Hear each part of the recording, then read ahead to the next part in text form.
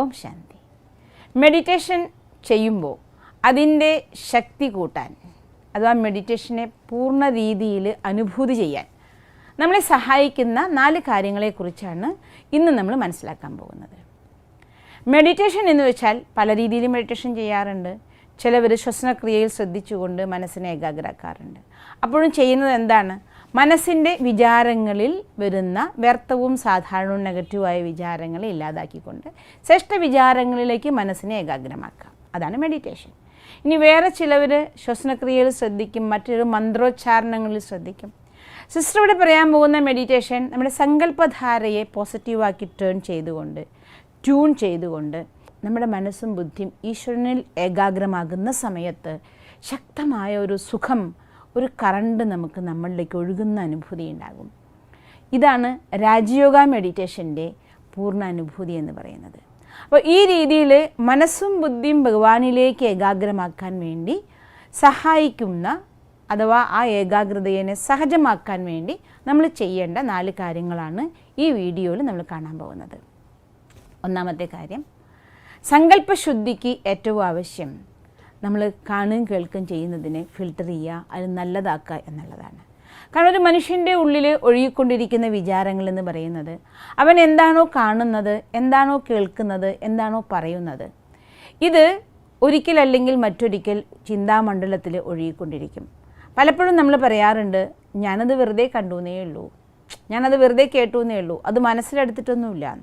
നമ്മൾ മനസ്സിലെടുത്തില്ല എന്ന് വിചാരിച്ചാലും ഏത് കാര്യം കാണുന്നോ, ഏത് കാര്യം കേൾക്കുന്നോ, ഏത് കാര്യം പറയുന്നോ, ഇത് നമ്മളറിയാതെ പിന്നൊരു സമയം നമ്മൾ ചിന്തിക്കും, അഥവാ നമ്മുടെ ചിത്തത്തിൽ ഇത് പതിഞ്ഞുകൊണ്ടിരിക്കും. അപ്പോൾ എപ്പോൾ നമ്മൾ ശബ്ദലോകത്തിൽ നിന്നും നിശബ്ദമായിക്കൊണ്ട് സംഭാഷണം നിർത്തിവെച്ച് മനസ്സിനെ ഏകാഗ്രമാക്കാൻ ശ്രമിക്കുന്നോ, എന്തെല്ലാം മനസ്സിൽ പതിഞ്ഞിട്ടുണ്ടോ, വന്നടിഞ്ഞിട്ടുണ്ടോ, ഇതെല്ലാം തന്നെ ഉണർന്നു വരും, ഓർമ്മകളായി വരും. അതുകൊണ്ടാണ് കർമ്മമണ്ഡലത്തിൽ നിന്ന് ഉൾവലിഞ്ഞുകൊണ്ട് പെട്ടെന്ന് കുറച്ച് സമയം മെഡിറ്റേഷൻ ചെയ്യണമെന്ന് നമ്മൾ ഇരിക്കുമ്പോൾ നമ്മൾ അതുവരെ എന്ത് കാര്യങ്ങൾ ചെയ്തുകൊണ്ടിരുന്നോ, ചിന്തിച്ചുകൊണ്ടിരുന്നോ, കണ്ടുകൊണ്ടിരുന്നോ, കേട്ടുകൊണ്ടിരുന്നോ, ഇതൊക്കെ ഇങ്ങനെ മനസ്സിൽ നമുക്ക് ഉപദ്രവമായിട്ട് വന്നുകൊണ്ടിരിക്കും.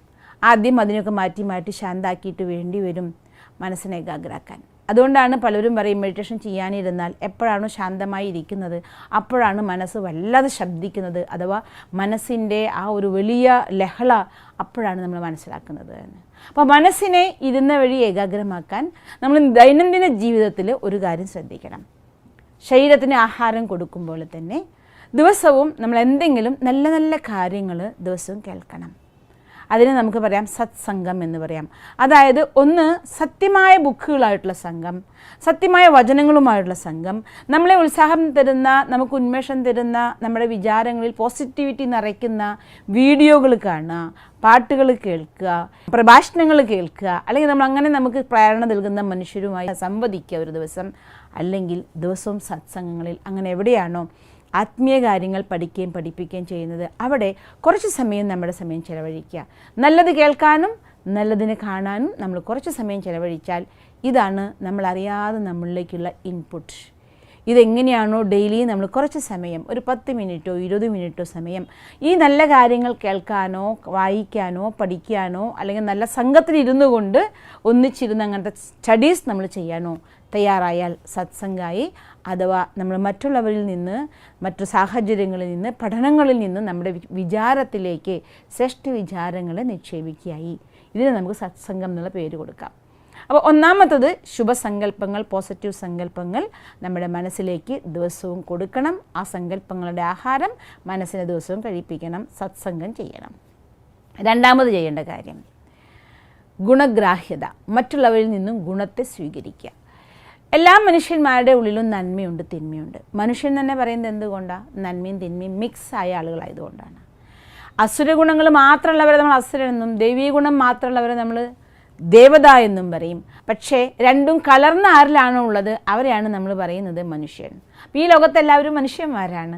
അതുകൊണ്ട് എല്ലാവരുടെ ഉള്ളിലും നല്ല ഗുണങ്ങളും ഉണ്ട്, ചീത്ത ഗുണങ്ങളും ഉണ്ട്. പക്ഷെ നമ്മളെപ്പോഴും കാണുമ്പോൾ മറ്റുള്ളവരുടെ നന്മയെ മാത്രം കാണാൻ ശ്രമിക്കണം. അതുകൊണ്ട് രണ്ടുപേർക്കും സഹായമാണ്. ഒന്ന് നമുക്ക്, മറ്റൊന്ന് അവർക്ക്. ഒന്ന് നമ്മൾ ഒരാളുടെ ഗുണം കാണുന്ന സമയത്ത് അവരെക്കുറിച്ച് നമ്മുടെ ഉള്ളിൽ സ്നേഹത്തിൻ്റെ ഭാവന മാത്രമേ വരുള്ളൂ. ഒരാളുടെ അവഗുണം നമ്മൾ കാണുകയാണെങ്കിൽ അവരിങ്ങനെയാണല്ലോ, അവരിങ്ങനത്തെ സ്വഭാവമാണല്ലോ, അവരിങ്ങനെ പ്രവർത്തിക്കുന്നല്ലോ, ഇങ്ങനെയൊക്കെ ഒരു തോട്ട് നമ്മുടെ ഉള്ളിൽ വരുമ്പോൾ അത് സുഖം തരുന്നില്ലല്ലോ. അപ്പോൾ ഒന്നാമത് നമ്മുടെ ഉള്ളിലേക്ക് സുഖമില്ലാത്തൊരവസ്ഥ ക്രിയേറ്റ് ചെയ്യും. രണ്ടാമത് നമ്മൾ അവരിങ്ങനെയാണല്ലോ എന്ന് കണ്ടപ്പോൾ ഇങ്ങനെയാണല്ലോ എന്നുള്ള വിചാരം ഉണ്ടാകുന്നത് നെഗറ്റീവിൽ നിന്നാണ്, വേസ്റ്റിൽ നിന്നാണ്. അപ്പോൾ നമ്മൾ വാതിൽ തുറന്നു കൊടുത്തു നമ്മുടെ ഉള്ളിലേക്ക് വേസ്റ്റിനെ കയറാൻ. നമ്മൾ അവരിൽ കണ്ട കാര്യം പറഞ്ഞു, ഞാൻ സത്യമായി കണ്ട കാര്യമാണ് പറഞ്ഞതെന്നാവും നമ്മൾ പറയുക. നമ്മൾ നെഗറ്റീവ് കാണാൻ പോകണ്ട, വേസ്റ്റ് കാണാൻ പോകണ്ട, അവഗുണങ്ങൾ കാണാൻ പോകണ്ട. എല്ലാവരുടെ ഉള്ളിലും നന്മയുണ്ട്. 99 തിന്മയുള്ള മനുഷ്യനാണെങ്കിൽ പോലും ഒരു നന്മയുണ്ടായിരിക്കും. നമുക്ക് ആ ഒരു നന്മയെ വീണ്ടും വീണ്ടും കാണുന്നതിലൂടെ അവരുടെ ഉള്ളിലെ തിന്മ കുറഞ്ഞ് നന്മ വർദ്ധിക്കുകയും ചെയ്യും. കാരണം സാധാരണ നമുക്കൊക്കെ അനുഭവമുണ്ട്. ഇത് ഒരാളുടെ തിന്മയെ നമ്മൾ 10 പ്രാവശ്യം തിരുത്താൻ പോയാൽ, തിരുത്തി കൊടുത്താൽ 11ാമത്തെ പ്രാവശ്യം എന്താ ഉണ്ടാവുക? നമ്മളത് ചെയ്യും. അപ്പോൾ നമ്മൾ പറയും, ഞാൻ നിന്നോട് പറഞ്ഞു ഞാൻ തന്നെ അത് പ്രവർത്തിച്ചു പോയി എന്ന്. അതായത് കാണുകയാണ്, ഏതൊരു കാര്യമാണോ നമ്മൾ ദിവസവും കണ്ടുകൊണ്ടിരിക്കുന്നത്, ദിവസവും കേട്ടുകൊണ്ടിരിക്കുന്നത്, അത് നമ്മുടെ ഭാഗമായി തീരും, സ്വഭാവമായി തീരും. അതുകൊണ്ട് എല്ലാ മനുഷ്യരുടെയും നന്മ മാത്രം കാണുക, ഒരാളുടെയും തിന്മ കാണാതിരിക്കുക എന്നുള്ളൊരു വലിയ കഠിന വ്രതം നമ്മൾ അനുഷ്ഠിക്കുക, ഗുണത്തെ സ്വീകരിക്കുക. അപ്പോൾ നമ്മുടെ ചിന്തകളും എപ്പോഴും ഗുണത്തെക്കുറിച്ചായിരിക്കും. മനനം ചെയ്യുന്നവൻ മനുഷ്യൻ എന്നല്ലേ പറയുന്നത്. എന്തിനെയാ മനനം ചെയ്യുക? എന്ത് കാണുന്നു, എന്ത് കേൾക്കുന്നു, എന്ത് അനുഭവിക്കുന്നു, എന്ത് പറയുന്നു, അതാണ് മനനം ചെയ്യുക. അപ്പോൾ നമ്മൾ ചെയ്യേണ്ട കാര്യം എല്ലാ മനുഷ്യരുടെയും നന്മയെ മാത്രം കാണണം. ഇനി അഥവാ നമ്മളിപ്പോൾ മീഡിയയുടെ വേൾഡിലാണ്, എല്ലാ നേരവും മനുഷ്യന്മാരുടെ കൂടെ ഒന്നും ആയിക്കൊള്ളുന്നില്ല. മീഡിയയിൽ നമ്മൾ സ്വീകരിക്കുമ്പോഴും നമ്മൾ കാണുന്ന വീഡിയോ, നമ്മൾ അയക്കുന്ന വാട്സപ്പ്, നമ്മൾ കേൾക്കുന്ന വാട്സപ്പ് ഒക്കെ അനാവശ്യമായ കാര്യങ്ങളെ മാക്സിമം കാണാതിരിക്കുക, അത് മറ്റുള്ളവർക്ക് ഷെയർ ചെയ്യാതിരിക്കുക. ഒരു പോസിറ്റീവ് അല്ലാത്ത മെസ്സേജിനെ, ഒരു നെഗറ്റീവ് മെസ്സേജിനെ ഞാൻ വാട്സപ്പിലൂടെ അയക്കുന്നു. ഞാൻ എൻ്റെ ഗ്രൂപ്പിൽ 100 ആൾക്ക് അയച്ചു, അവർ 100 ആളും മറ്റു 100 ആൾക്ക് അയച്ചു. അതുകൊണ്ട് എത്രയും അതിൻ്റെ ഗുണിതം പോകുന്നത് നോക്കൂ. ഒരു ദിവസം കൊണ്ട് എത്രയോ നെഗറ്റീവ് മെസ്സേജ് അയക്കാൻ നമ്മൾ അയക്കുന്ന ഒരു നെഗറ്റീവ് വാട്സപ്പ് മെസ്സേജ് കാരണമാകും. ഓപ്പോസിറ്റായിട്ടാണെങ്കിലും നമ്മളൊരു പോസിറ്റീവ് മെസ്സേജ് അയച്ചു, 100 ആൾക്ക് നമ്മുടെ ഗ്രൂപ്പിൽ അയച്ചു, ഈ 100 ആളും അവരുടെ ഗ്രൂപ്പിൽ 100 ആൾക്ക് അയച്ചു. ഇങ്ങനെ നോക്കുമ്പോൾ എത്രയും പോസിറ്റീവ് ആകും. അപ്പോൾ നമ്മളിൽ നിന്ന് പോകുന്ന ഊർജ്ജം എന്താണോ അത് നമ്മളിലേക്ക് തിരിച്ചു വന്നുകൊണ്ടിരിക്കും. അപ്പം ഞാൻ പോസിറ്റീവായ ഒരു വാട്സപ്പ് അയക്കുന്നതിലൂടെ, അല്ലെങ്കിൽ പോസിറ്റീവായ സന്ദേശം സ്വീകരിക്കുന്നതിലൂടെ എന്നിലേക്ക് പോസിറ്റീവായ ഊർജ്ജം ഒഴുകിയെത്തിക്കൊണ്ടിരിക്കും. അതെൻ്റെ വിചാരധാരയെ പോസിറ്റീവാക്കാൻ സഹായിക്കും. ദെൻ എൻ്റെ മനസ്സിൻ്റെ ഉള്ളിൽ പോസിറ്റീവ് തോട്ട്സിൻ്റെ മരണം നടന്നുകൊണ്ടിരിക്കെ ഞാനറിയാതെ മനസ്സ് പെട്ടെന്ന് ഏകാഗ്രമാകും. ഒരു സങ്കല്പത്തിൻ്റെ ഉള്ളിൽ തന്നെ എത്രയോ സമയം നമുക്ക് രമിക്കാനും ആ ഒരു അതീന്ദ്രിയ സുഖത്തിൻ്റെ ആനന്ദം നമ്മുടെ കർമ്മത്തിലെ ഏകാഗ്രതയിലേക്ക് ഡെവലപ്പ് ചെയ്യാനും നമുക്ക് സാധിക്കും. ആത്മനിയന്ത്രണം നമുക്ക് സഹജമാകും. അതുകൊണ്ട് ഗുണഗ്രാഹിയായി തീരണം, എല്ലാവരിൽ നിന്നും ഗുണം സ്വീകരിക്കണം, എല്ലാവർക്കും ഗുണങ്ങളെ കൊടുക്കാനും നമ്മൾ തയ്യാറാകണം. മൂന്നാമത്തത് ആഹാരശുദ്ധി. എങ്ങനത്തെ ആഹാരമാണോ നമ്മൾ കഴിക്കുക അങ്ങനത്തെ മനസ്സ് എന്നാണ് പറയുക. അതുകൊണ്ട് കഴിക്കുന്ന ആഹാരം ശുദ്ധാഹാരമായിരിക്കണം. ഈ ആഹാരം എങ്ങനെ സ്വീകരിക്കണം എന്ന് തന്നെ സിസ്റ്റർ ഒരു വീഡിയോ തന്നെ ചെയ്തിട്ടുണ്ട്. ആ വീഡിയോ നിങ്ങൾ കണ്ടു നോക്കണം. അതിൻ്റെ ലിങ്ക് സിസ്റ്റർ ഇതിൻ്റെ താഴെ കൊടുക്കുന്നുണ്ട്. അപ്പോൾ ആഹാരം എന്ന് പറയുന്നത് വളരെ പ്രധാനപ്പെട്ട ഒരു കാര്യമാണ്. നമ്മൾ കഴിക്കുന്ന ആഹാരം ശുദ്ധമായ ആഹാരം കഴിക്കണം, പവിത്രമായ ആഹാരം കഴിക്കണം. അതായത് അമ്പലത്തിൽ നിന്ന് വാങ്ങിയ പ്രസാദം മാത്രമേ കഴിക്കാൻ പാടുള്ളൂ എന്നല്ല അതിൻ്റെ അർത്ഥം. നമ്മൾ ആഹാരം ഉണ്ടാക്കുമ്പോൾ എന്തോ വീഡിയോകൾ കണ്ടുകൊണ്ടോ കരഞ്ഞോ പിരിഞ്ഞോ ഉണ്ടാക്കരുത്. സന്തോഷത്തോടെ. കുക്കിംഗ് ഒരു നല്ല ആർട്ടാണ്. ജീവിതത്തിൻ്റെ 50% നമുക്ക് തരുന്ന സുഖം തരുന്ന സംബന്ധങ്ങളെ കൂട്ടിയണക്കാൻ സഹായിക്കുന്നതൊക്കെയാണ് നമ്മുടെ ആഹാരം. അതുകൊണ്ട് ആ ആഹാരം ഉണ്ടാക്കുമ്പോൾ സന്തോഷത്തോടെ ഉണ്ടാക്കുക. പിന്നെ അത് കഴിക്കുന്ന നേരത്തും ഒന്ന് പ്രാർത്ഥിച്ച് ഈശ്വരൻ തന്നിരിക്കുന്ന ഗിഫ്റ്റാണിതെന്ന് മാനിച്ചുകൊണ്ട് അതിനെ സ്വീകരിക്കാം. ഒരു ഗ്ലാസ് വെള്ളം കുടിക്കുമ്പോഴും കേവലം ദാഹം തീർക്കാൻ വെള്ളം കുടിക്കുക മാത്രമല്ല, നമ്മളെ ശക്തിപ്പെടുത്താൻ വേണ്ടി ആ വെള്ളത്തെ ഉപയോഗിക്കുക. 1 മിനിറ്റ് ഭഗവാനോട് നന്ദി പറയുക. ഈ വെള്ളം നീ എനിക്ക് തന്നല്ലോ, ഭഗവാന്റെ ഓർമ്മ ആ വെള്ളത്തിൽ കലരും. കാരണം വെള്ളത്തിനൊരു വിശേഷതയുണ്ട്, നമ്മുടെ ചുറ്റുപാടുള്ള വൈബ്രേഷൻസ് അത് സ്വീകരിച്ചുകൊണ്ടേയിരിക്കും. അപ്പോൾ നമ്മുടെ കയ്യിൽ എവിടെ നിന്ന് വെള്ളം കിട്ടി കുടിക്കുകയാണെങ്കിലും അതിനൊന്ന് പ്രാർത്ഥിച്ചുകൊണ്ട് കുടിക്കുക. കാരണം വെള്ളം സങ്കല്പത്തെ കൊണ്ടുപോകാൻ കഴിവുള്ള, ട്രാൻസ്ഫർ ചെയ്യാൻ കഴിവുള്ള ഒരു ചാലകമാണ്. അപ്പോൾ നമ്മുടെ ഉള്ളിലേക്ക് എടുക്കുന്ന വെള്ളത്തിന് എപ്പോഴും ശ്രേഷ്ഠ വിചാരങ്ങൾ കൊണ്ട്, പ്രാർത്ഥനകൾ കൊണ്ട് ചാർജ് ചെയ്ത നല്ല വെള്ളം കുടിക്കുക. അപ്പോൾ നമുക്ക് നമ്മുടെ തോട്ട്സിനെ അത് ഏകാഗ്രമാക്കാൻ സഹായിക്കും. 4മത്തതാണ് ശുദ്ധ വ്യവഹാരം. അപ്പോൾ 1മത്തത് സത്സംഗം, 2മത്തത് ഗുണഗ്രാഹ്യത, 3മത്തത് ശുദ്ധാഹാരം, 4മത്തത് ശുദ്ധ വ്യവഹാരം. പറയാ താമരപ്പൂവിനെ പോലെ ശ്രേഷ്ഠമായൊരു ജീവിതം വേണം എന്നാണ്. സന്യാസിയായിക്കൊണ്ട് നിങ്ങൾ വീട്ടിൽ നിന്ന് ഇറങ്ങി പോവുക എന്നല്ല അർത്ഥം. അതുകൊണ്ടാണ് താമരപ്പൂവിന് ഉദാഹരണമായി പറയുന്നത്. കുളമില്ലെങ്കിൽ താമരപ്പൂയ്ക്ക് താമര ഉണ്ടാക്കാനും പറ്റില്ല, നമുക്ക് താമരപ്പൂ വിരിക്കാനും സാധ്യമല്ല. താമരച്ചെടി ഉണ്ടാകുന്നത് ചേറിലാണ്. ആ ചേറിലാണ് ഉണ്ടാകുന്നതെങ്കിൽ പോലും അതെപ്പോഴും വെള്ളത്തിനേക്കാൾ കുറച്ച് മുകളിലായി നിൽക്കുന്നുണ്ടാവുക. അതുപോലെ നമ്മൾ ജീവിക്കുന്ന സാഹചര്യങ്ങളിൽ പല നെഗറ്റീവ് സാഹചര്യങ്ങളുണ്ടാവാം, അല്ലെങ്കിൽ പല മോശമായ സിറ്റുവേഷൻസ് ഉണ്ടാകാം, വ്യക്തികളുണ്ടാകാം, നമ്മളുടെ തന്നെ ദുരനുഭവങ്ങൾ ഉണ്ടായെന്ന് വരാം, ആരോഗ്യ പ്രശ്നങ്ങളുണ്ടാവാം, ധനപ്രശ്നങ്ങളുണ്ടാവാം, പല പല പ്രശ്നങ്ങളും ഉണ്ടാവും. പക്ഷേ നമ്മൾ എല്ലാ സാഹചര്യങ്ങളെക്കുറിച്ചും പോസിറ്റീവായി ചിന്തിക്കാൻ നമ്മൾ പഠിക്കണം. ഒരു വ്യക്തിയിൽ നിന്ന് നമുക്കൊരു നെഗറ്റീവായൊരു അനുഭവമാണ് ഉണ്ടാകുന്നതെങ്കിൽ നമ്മൾ ആ വ്യക്തിയെക്കുറിച്ച് പോസിറ്റീവായി ചിന്തിക്കാൻ പഠിക്കണം. സത്യസന്ധമായി നമ്മുടെ മുന്നിൽ കാണുന്ന കാര്യമാകുമ്പോൾ നമ്മൾ അതറിയാതെ പറഞ്ഞു പോകും. പക്ഷേ ഒരു നെഗറ്റീവ് കാര്യം നമ്മൾ ഷെയർ ചെയ്യുന്നതോടുകൂടി അത് ആ നെഗറ്റീവ് സ്വഭാവത്തിൽ നിന്ന് ആ വ്യക്തിക്ക് രക്ഷ കിട്ടില്ല. ശവക്കലറയുമ്പോൾ ആണിയടിക്കുന്നതിന് തുല്യവും. അതുകൊണ്ട് ഒരാളുടെ നെഗറ്റീവ് ഭാവങ്ങളും പറയാതിരിക്കാൻ വേണ്ടി ശ്രദ്ധിക്കണം.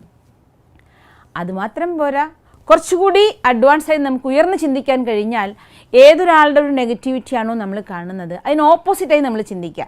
ഉദാഹരണത്തിന് ഒരു കളവ് പറയുന്ന ആളാണെന്ന് വിചാരിക്കുക. അപ്പം നമ്മൾ വിചാരിക്കണം ഇവൻ സത്യസന്ധനാണ്.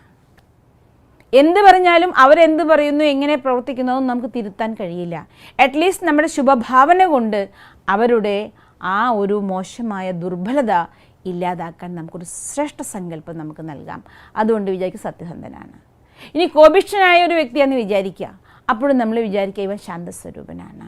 ഇങ്ങനെ വ്യവഹാരത്തിൽ എല്ലാവരിലും ശുഭം അങ്ങോട്ട് ചിന്തിക്കാൻ നമ്മൾ പ്രാക്ടീസ് ചെയ്യണം.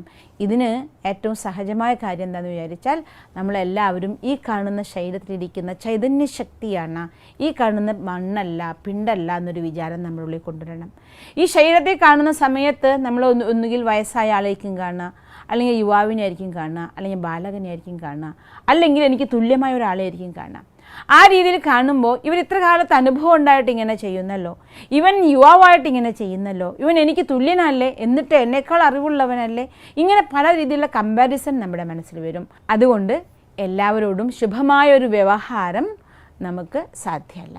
അതുകൊണ്ട് തന്നെ നമ്മൾ വിചാരിക്കുക ഈ ശരീരത്തിലിരിക്കുന്ന ഒരു ചൈതന്യശക്തി ആത്മാവാണ്. ആത്മാ അവിനാശിയാണ്. അത് ഈ ശരീരത്തിൽ വരുന്നേക്കാളും മുന്നേ എത്രയോ ശരീരങ്ങളിലൂടെ സഞ്ചരിച്ച് അവിടെ നിന്നുള്ള സ്വഭാവങ്ങളും വിശേഷതകളും ദുർബലതകളും എല്ലാം വന്നടിഞ്ഞ ഒരു ആത്മ എൻ്റെ മുന്നിൽ ഇപ്പോൾ ഒരു ശരീരത്തിൽ റോൾ അഭിനയിക്കുകയാണ്. അപ്പോൾ ഇവരെക്കുറിച്ച് ഞാൻ നല്ലത് ചിന്തിക്കുമ്പോൾ ഏതവസ്ഥയിലും അവർ ഹീൽ ചെയ്യപ്പെടും. അവരുടെ ശക്തിഹീനത കൊണ്ട് എന്തെങ്കിലും ദുർബലതകൾ പുറത്തു വരികയാണെങ്കിലും എൻ്റെ ശുഭഭാവന കൊണ്ട് ഇവർ ശ്രേഷ്ഠാകട്ടെ, ഇവർക്കതിൽ നിന്ന് മോചനം കിട്ടട്ടെ. അപ്പം നമുക്ക് മറ്റൊരാളെ ആത്മാവായി കാണുന്നതോടുകൂടി ശുദ്ധമായ വ്യവഹാരം ഈസിയായി തീരും. ഇങ്ങനെ ഈ 4 കാര്യങ്ങളും നമ്മൾ ശ്രദ്ധിക്കുകയാണ് എങ്കിൽ നമ്മളിലേക്ക് നോക്കുമ്പോൾ വേസ്റ്റ് സങ്കല്പങ്ങൾ വളരെ കുറവാകും. ശ്രേഷ്ഠ സങ്കല്പങ്ങൾ ഒരുപാട് നമുക്ക് സ്ട്രോങ് ആയി നമ്മളിൽ മാറും. നിങ്ങൾ മനസ്സിനെയും ബുദ്ധിനെയും ഏകാഗ്രമാക്കാൻ ശ്രമിക്കുമ്പോഴേക്കും അത് വളരെ ശാന്തമായി സങ്കല്പിക്കുന്ന വിചാരിക്കുന്ന ആ ഒരു തോട്ടിൽ അതിന് നിൽക്കാൻ സാധിക്കും. അതുകൊണ്ട് ഈ 4 കാര്യങ്ങളും നിങ്ങൾ ശ്രദ്ധിക്കുകയാണെങ്കിൽ നിങ്ങൾക്ക് വളരെ ചുരുങ്ങിയ സമയം കൊണ്ട് തീക്ഷ്ണമായ രീതിയിൽ മെഡിറ്റേഷൻ ചെയ്യാനും അതിൻ്റെ ശക്തിയെ ജീവിതത്തിൽ ഉപയോഗിക്കാനും സാധിക്കും. അപ്പോൾ ഈ 4 കാര്യങ്ങൾ ശ്രദ്ധിച്ചുകൊണ്ട് മെഡിറ്റേഷൻ്റെ അതീന്ദ്രിയ സുഖത്തിൻ്റെ അനുഭവത്തിലൂടെ ശാന്തമായൊരു ജീവിതം നയിക്കാൻ നിങ്ങൾക്കും സാധിക്കട്ടെ.